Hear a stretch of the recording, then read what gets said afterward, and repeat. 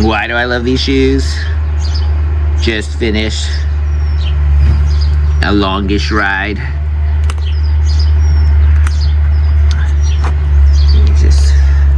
And unlike any others, my feet, they feel nothing. They feel great. No hot spots, no nothing. Happy feet. It's like I could even hang out with these on, no problem. It's like long ride, no problem. Super comfortable.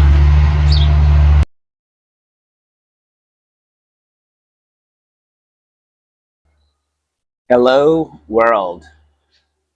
Hopefully the sound or audio goes okay. My neighbor has a construction project going on, but my goal has been to like increase the cadence of getting out videos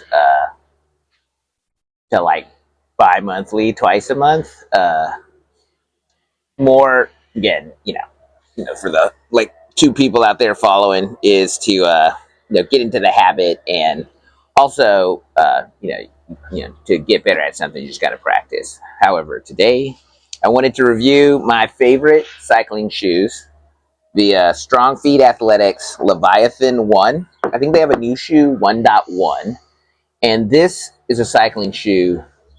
In fact, it's a shoe that everyone should just buy. Right now, just buy, click the link below, and just purchase it. If you don't bike or anything, just buy it. You don't even have to worry about size or anything. But if you're into cycling, figure out the right size and get your best fit, and just buy it.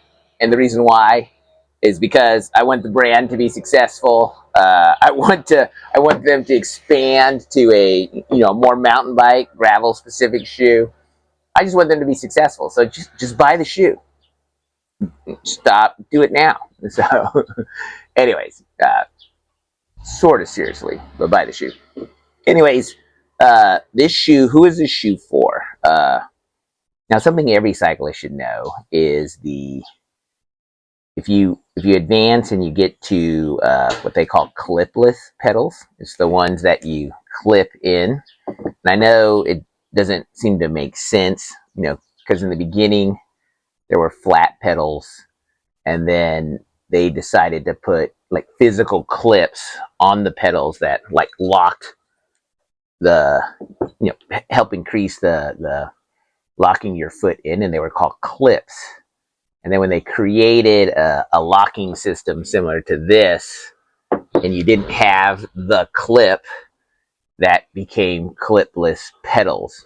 Now those pedals have become so obsolete, you don't see them. You used to have the plastic front ones, whatever. I'll post a picture. So now clipless, people be confused because the only clip we know is this clip. The most new cyclists or someone new to the sport. So it's like, huh? So anyways, cycling shoes are made.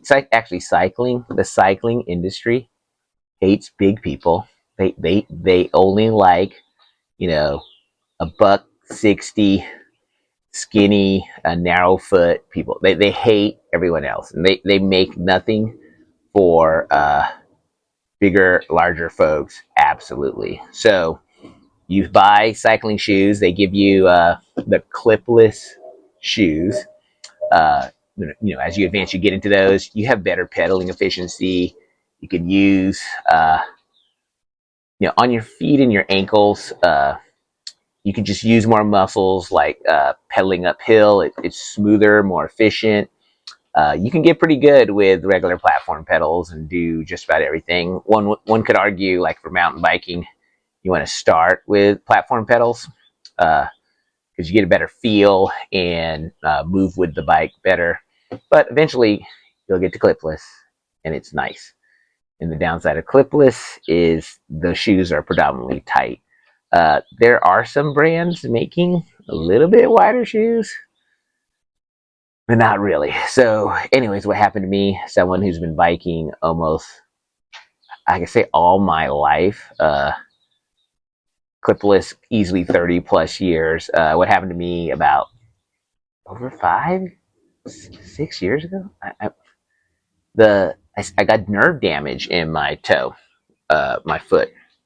I didn't know what it was initially, and that's what made it worse. I thought like, oh, the cycling shoes are just too tight, they're uncomfortable. It is what it is. Being a dumbass, it got to the point where I could barely ride. So went and saw a doctor. Nerve damage in my right foot, and I couldn't wear the horrendous shoes the cycling industry had available for me, and had to go back to platforms. What saved me, and for I want to say like 5 years, uh, this pedal, and I'll do a separate review on that later. Until I stumbled across this shoe, and it's a game changer. I can't tell you how awesome it is to be able to clip in and bike again. It definitely There's definitely efficiencies with clipless pedals. So who is this shoe for? It's for someone with a bigger foot, a wider foot, a thicker foot. These are the shoes for you, and or anyone into the minimalist, healthy foot movement. So let's get into the shoe, and I'll post. I think my feet, and I'll measure. I wear, what is the size? This is a 46, so I actually would have loved to go a size smaller. But these work, and these are pricey. And my next round, I will go a size smaller. But I mean, the first time I got these shoes right before this one of the best gravel ride events in America. I only go to two, but it's gravel ride up Spruce Knob. Never worn them before. I tried them on. I was like, huh? And then I rode the event, and it was just incredible. And then ever since then, I've been happy. So, anyways, uh, key features is so I believe I have the girth of my foot is it's at 10 and a half centimeters, plus or minus some millimeters, but I have a thicker foot. And then the width, so I got on the minimalist bandwagon of zero rise shoes and wider spread well over a decade ago. And why?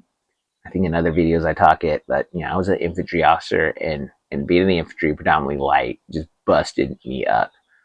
Back issues, Achilles, hamstring, whatever. So I've fixed myself, and I probably could post videos on that. But one of the things, real game changer for my back and Achilles over time, has been going predominantly minimal, zero rise. I still in some shoes have a heel rise, but wide. So strengthening my foundations, getting strong feet. Strong feet athletics.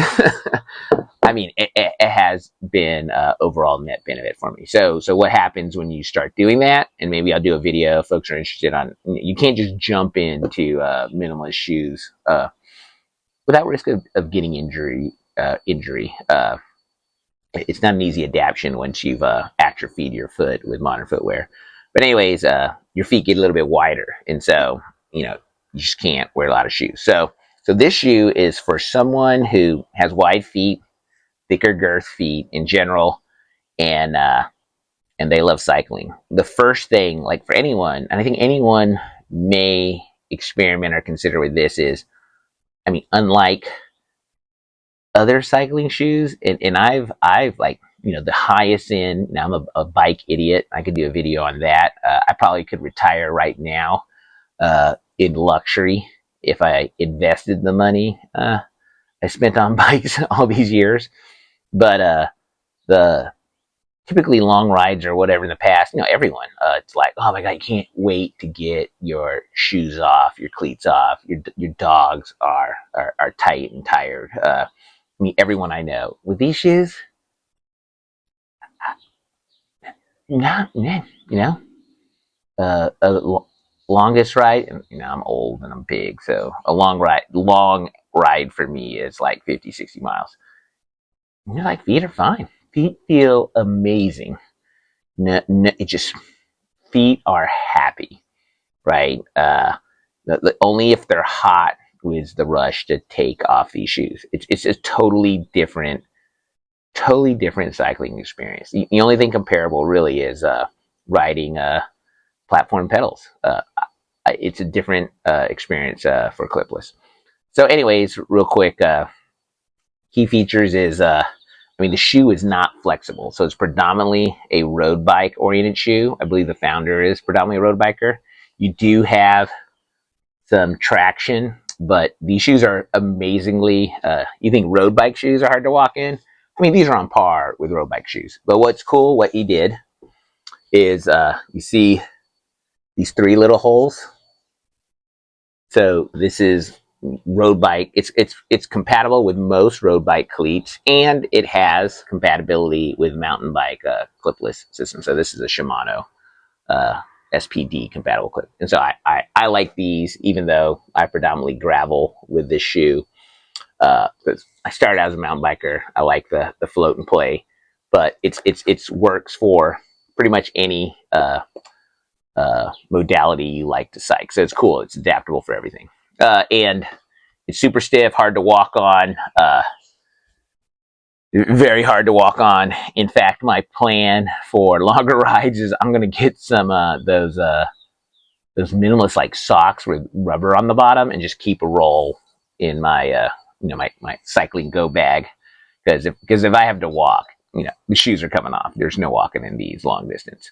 They're predominantly some leather like material. They breathe pretty well. Air vents in the bottom, all across the top. They're wider than your typical shoe. The cleat position is very adjustable. The retention system is a boa-like system up front. So if you have a narrower foot, it does that. You just unclick to get it out. So it has two of these, which is really nice to strap your foot in.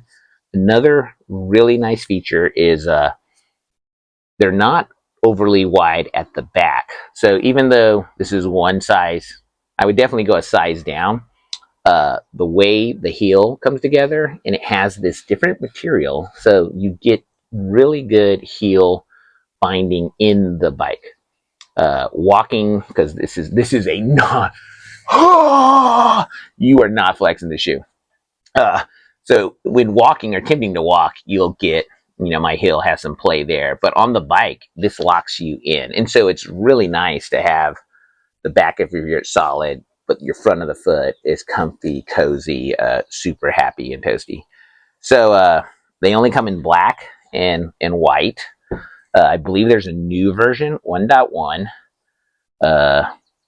And that's predominantly it. So if you have a wider foot, or if you have a wider foot, you need to start looking now, because you don't want to be like me. I mean, or if you're having pain in your foot, you have it checked out. Don't be dumb like me and get it to a point like you cannot wear regular cycling shoes. What else? So, anyways, I want this brand to be successful. I am grateful and thankful to the owner for creating this option. I am frustrated, annoyed of why major brands don't have something like this. Three key features are like there's no dorsal flex. So a lot of cycling shoes, they're kind of like high heel shoes. They're made with this angle. It's beyond annoying and uncomfortable. So I like that it's just flat, right? It's wide and comfortable, but snug and cozy in the heel. So I would love a mountain bike shoe. And what does that mean?